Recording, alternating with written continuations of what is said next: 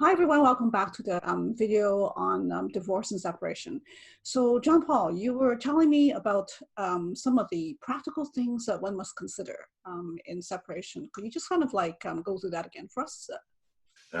Well, in our last conversation, what we were talking about is going to see a lawyer as part of preparing for separation.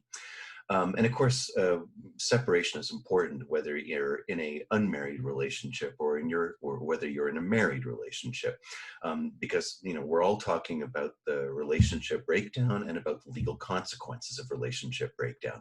But apart from the legal consequences, which are really important, and you really do need to go see a lawyer when you're thinking about separating just to get that kind of information. The other thing to think about, though, is the more practical aspects about how your life is changing.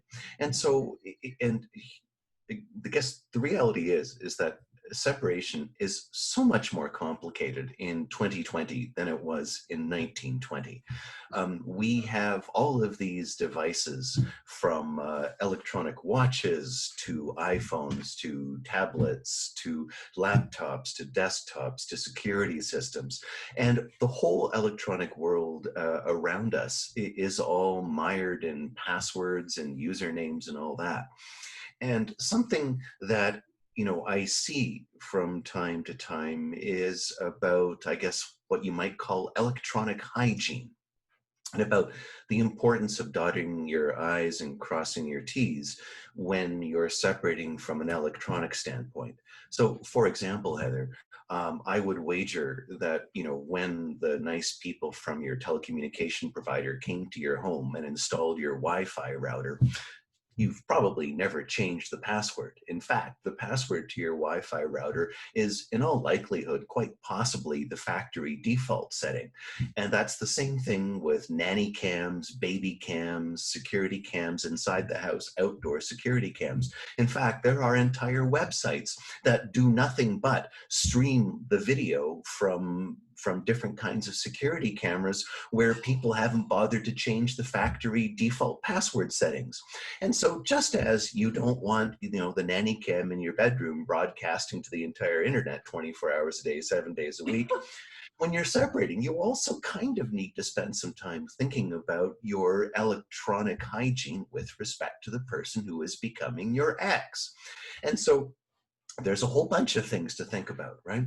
You want to change your passwords for all of your social media accounts, right? So Instagram, Facebook, TikTok, LinkedIn, any other platform on which you maintain a presence. You just want to, tidy things up, change your password. With respect to things like Facebook and Instagram, you want to think about, should your ex have the ability to post on your page anymore? Should they be able to follow you? Should you still be following them? And so there's all these things to think about. But that's just the obvious stuff, right? Because I think of social media as being so terribly, painfully obvious.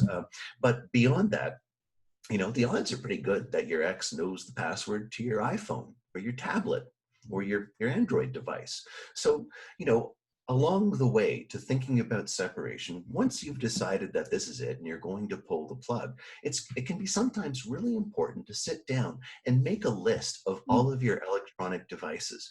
And the hard thing about doing this in the year 2020 is that so much of the world around us is plugged into the internet that it's hard to remember, what's wired and not. For example, in my house, well, I've got one of those fantastic Nest thermostats. I love it, right? But if I don't change the password and my partner and I separate, well, when she moves out, she'll be able to turn the heat off in the middle of a minus 30-degree Calgary winter if she feels like it. I don't want that. And just the other day, there was an article on CBC Calgary in which a fellow had sold his house, moved out, phoned the alarm company and said, cancel my access, I'm done here. But the alarm company didn't do that. And so the article was about, he called the woman who bought his house and was talking to her and showed her how he could turn off and on the indoor and the outdoor security lights, how he could lock and unlock the front door and the back door. All of that is really scary. And this fellow was just doing a charitable act by letting the new owner know, hey, by the way, I can still do this. But it's something to think about. Wow. And what troubles me Yeah. is how we just get so used to all this stuff that it tends to fly under the radar, right? Right. So, so in addition to things like, internet enabled thermostats, right? You Right. also need to think about indoor and outdoor security cameras, right? Do you want your ex seeing your new boyfriend or a lover coming over? Probably not, right? Right. So you want to do that. If you have internet enabled door locks, you need to change the password for that, right? But Right. inside the house, Google and 1,000 different companies all sell little devices that you can plug in to control lights, to control heat, to control water temperature. In my house, my stove is connected to the internet. Oh my God. My dishwasher tells me when it's done and when it needs new dry rinse stuff. And my Wow. fridge is connected to the internet, right? So if my partner and I separate, she could, if she felt like it, decide that she was going to thaw all the stuff in my freezer. I don't want that to happen. And Right. so in no particular order, right? When you're separating from your spouse and you've decided this is it, okay? There's the obvious categories of stuff. Start with your machines, right? So that's your desktop, it's your smartphone, it's your watch, your Mm. internet-enabled watch, it's your desktop computer, it's your laptop, right? Then move on and think about all of your electronic services, right? So, so I'm in Calgary. I'm hooked up with Shaw. I have a password that allows my computer to automatically get and send email to and from the Shaw server, but I can also log on to Shaw online directly and access my mail through the internet as opposed to as opposed to my email program, right? Mhm, So mhm. I need to change both the password to access my account that I've set up on my smartphone, on my laptop, and on my desktop, as well as the web password to access my account. And so think carefully about all of the things you have subscriptions to, right? So these days, it doesn't stop with email. It might include video streaming services, your YouTube account. It'll include your Netflix subscription, your subscription to Crave, Amazon Prime, all the other video streaming services, right?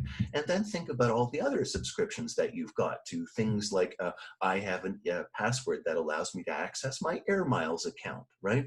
And for other people who collect other points, PC Optimum points and all the rest, well, there's Yes. passwords to access that. And if you Mhm. have the password in the email account, you can transfer those credits if you want, right? So it's hard, but you got to make this important, like, comprehensive list. And the reality here is that in this day and age, it is too complicated for most people to have a variety of different passwords, never mind passwords that are unique to each and every time you need a password. So the lion's share of Canadians recycle the same 2, 3, or even one password, right? So remember that. And that means that everywhere you enter a password, it's worth your time to sit down and change that.